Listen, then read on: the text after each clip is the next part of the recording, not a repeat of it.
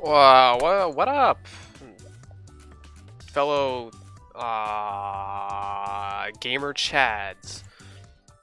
You are listening to CLOP the Clop. Clop the Clop. Hell yeah. Hi.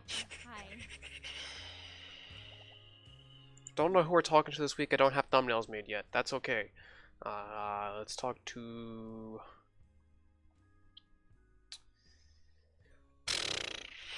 Momo. Hell Take it yeah. easy. Hell yeah. I don't know if Momo takes drinks. I don't think she does. Why do I keep picking people that don't take drinks when the meta is definitely give people drinks? Oh, I'm glad you're here. Sure. Oh my gosh, she does. Oh wow. Sometimes she does, sometimes she doesn't. It's okay. Maya's supposed to have this. Am I supposed to have this? Hell yeah. Now feed. Give her food. Give her dessert. Give her veggie. Give her tomato. Is this dessert? That's candy. It's super duper yummy. Veggies are so tasty. Why does she talk like that? That's so weird.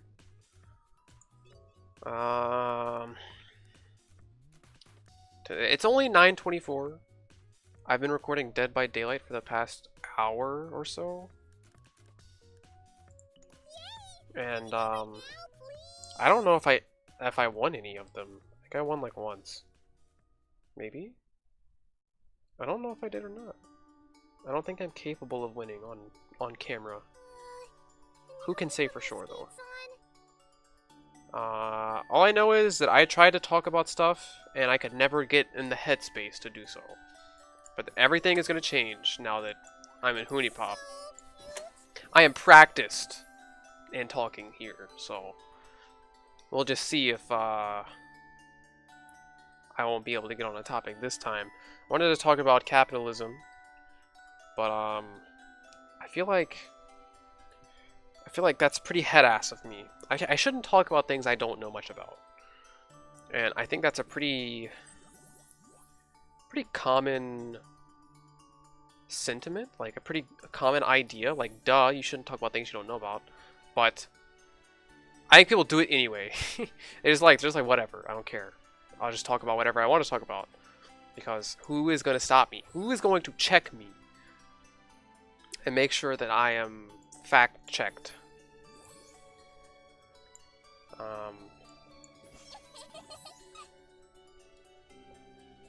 Let me just share my opinion on it, right? From what I see, right? Because like the world is definitely more complicated than I make it out to be. That being said, there's also a lot more that could be done that isn't being done. And that's pretty, I don't think anyone can really argue with me about that. No one is going to say, yeah, I totally think that the new business model of releasing absolute trash and then patching it later and still making money because you sell DLC at exorbitant prices or whatever, selling cosmetics for it, and be like, oh, but cosmetics, they don't change the game, right? But that's the thing, like, if you're not incentivized to change the game with an update that you have to pay for, then the game literally never gets better. Like, that's what this is, right? Like, if the content that you're making, or let me think of how to say this.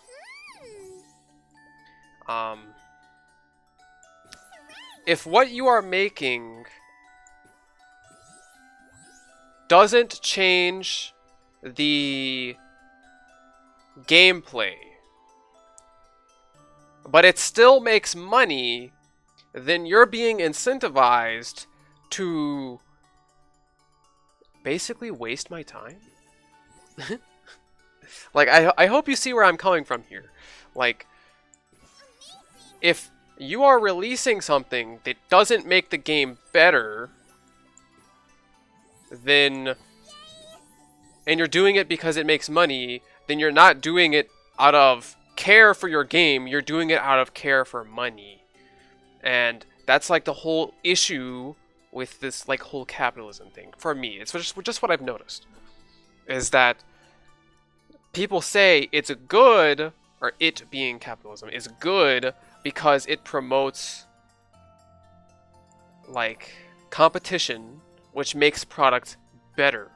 And I don't think there's anyone in the world who would say that's not a good thing, right? To have competition to make things better, right?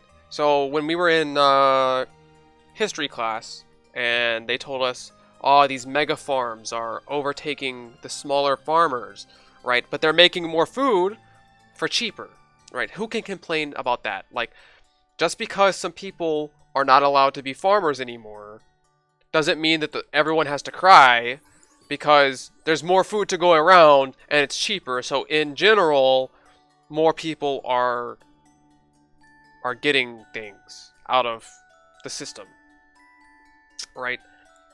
But now we have what we have now, which is we're not going to make things better for anybody except ourselves because we make more money from it. The product doesn't get better, it gets worse if the practice makes things worse. Because it's all in the name of profits, it's not in the name of anything else.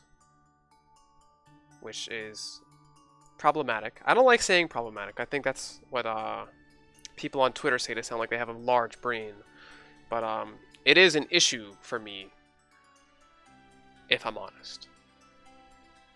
That the care for the game, or care for the industry in general, doesn't even have to be gamers. It can be anything. The care for it is so little that we would rather... This is a huge brain play, by the way. I can't believe I saw that. You see where I'm coming from, though. Like, I can't really come up with the words right now because I'm kind of focusing on puzzling. But you see where I'm coming from, right? Like, it's kind of weird. Like, people say we study history, right? So that we don't make the same mistakes again, right? But in the history class that I am about to be done with, or I should be done with by the time this video is uploaded. Maybe. Actually, no, it'll be one day before I'm done with the class. I think. No, it won't. No, it won't. I should be done with the class by this point. By the time this is uploaded, I should be done with the class. They say we study history, but like we can all interpret it differently. Like we can all say that a cause of something or an effect of something is something or isn't. Like let me try to come up with an example. Like there's this thing we study in history called the politics of respectability, which means if you're being a respectable person in society, then you are more likely to have people listen to you than if you're being a jackass, right? So I could write 2 different papers citing 2 different sources and come out with a different outcome. Like, I could say, well, that one woman, I don't remember her name. I don't even remember what year it happened in. Shows how much I know about history, but like the one woman who like handcuffed herself to the White House gates or whatever. That wasn't a very respectable thing to do, obviously, to handcuff yourself to the White House gate. That seems kind of silly. But was it effective? Yeah, of course it was, because I mean, like the fucking president saw and he was like, "Hey, what's going on? Why are you handcuffed here?" And she was like, "For women, right?" And he was like, "Oh, what? Let me look into it." And then it worked, right? You know, you have I guess, how do I say it? You have the attention of someone important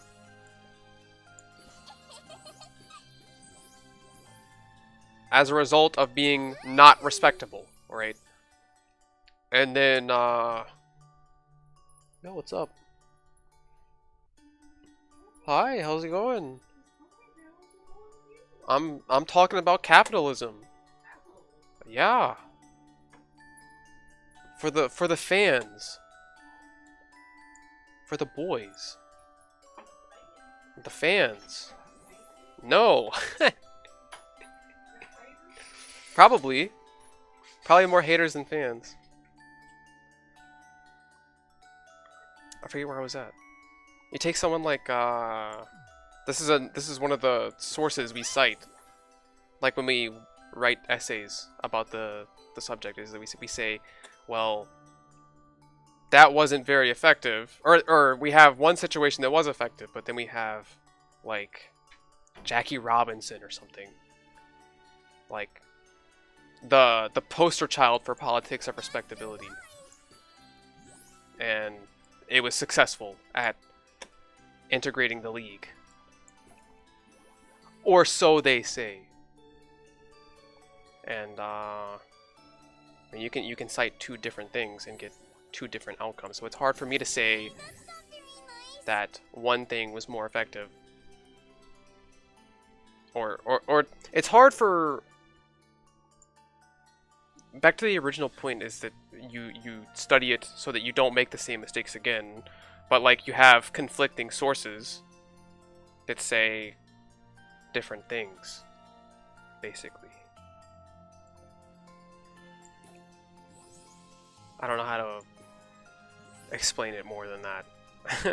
I don't even know that I made my point here. Is that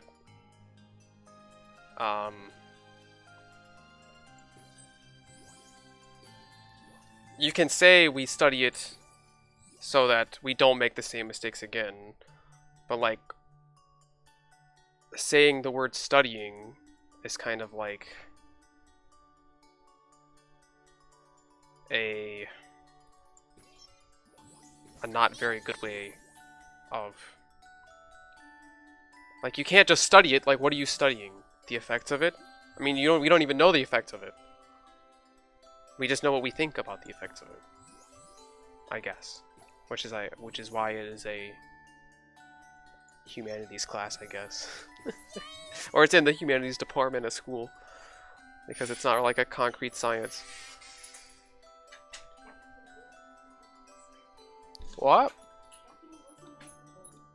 Yeah.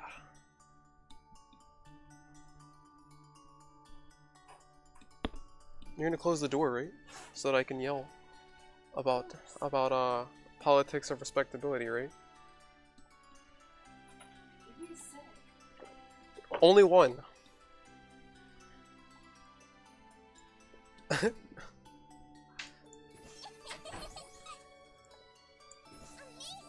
I don't know what I would do if I had critique during the video instead of afterwards. Anyways, you can't say that we look back at something and we're like, that's concrete proof that this doesn't work or this does work, because like we don't know. We have no idea if it is or not. Like, which is where what I was getting to, right, was that yeah, we're doing good at getting sentiment for our past few videos. We look back at like policies just after the Great Depression, or during the Great Depression to end the Great Depression, right? Like regulation and wage management and stuff. And we say, oh, well, that worked back then. Or that's at least what they told us, is that it was effective at ending the Great Depression, right? And like regulation was the key to, and then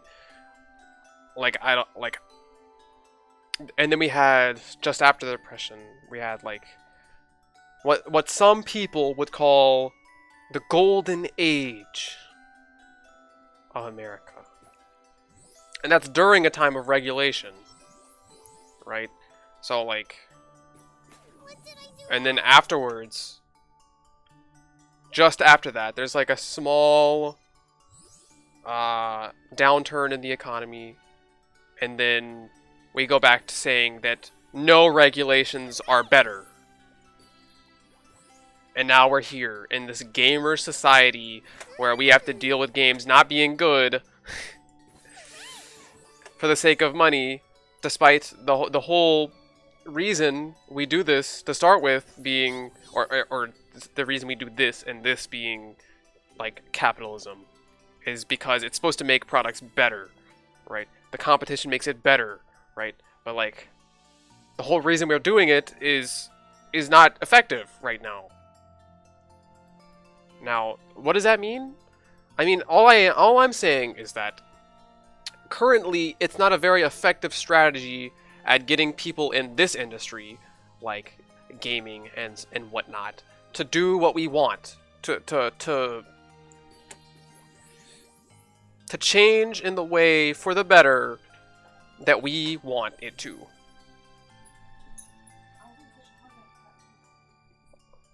Okay.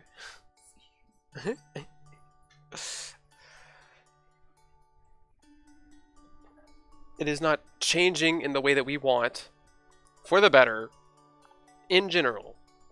I made this point to you guys in the chat the other day. I said, name one game developed in America, or name the last game developed in America that was an absolute banger all around. And the last game I think that I saw that was a banger developed in America that had that wasn't by an indie dev was probably like God of War. And that was a year ago. That came out a year ago. That was last year's game of the year or whatever. It was the last game developed in America that was good. Name another one. Every shooter that's come out in the past year was awful because of microtransactions and just general bugginess on day one. Every single player game barely functions because it was pushed out so fast that just for the sake of cash grabbing, because people want to complete their collections or whatever of, you know, whatever game. The only good games that have been coming out are by foreign studios. Or by indie developers. Now, I'm not saying that maybe like, there are plenty of good games that come out already, decent games. And like I don't want anyone to clown on me and be like, "Oh my god, you're such an idiot." You know, I can't believe you said this. But like, I think my game of the year this year is Katana Zero. And I would consider Katana Zero to be a smaller scale project made by a relatively indie team, right? It had a publisher that was kind of big, as many games do, but I felt like, in my opinion, I think it was like an indie game. It's like textbook indie game for me. It was kind of short, but really, really good. Very niche. You know, maybe not necessarily indie, but like, it was definitely not AAA. I didn't pay AAA price for it, so I'm not considering it AAA, right? So, it can't be an indie game, and it can't be made by a foreign studio. What was the last game that was good? Answer in the comments. What do you think the last good game was? I'll wait. See ya.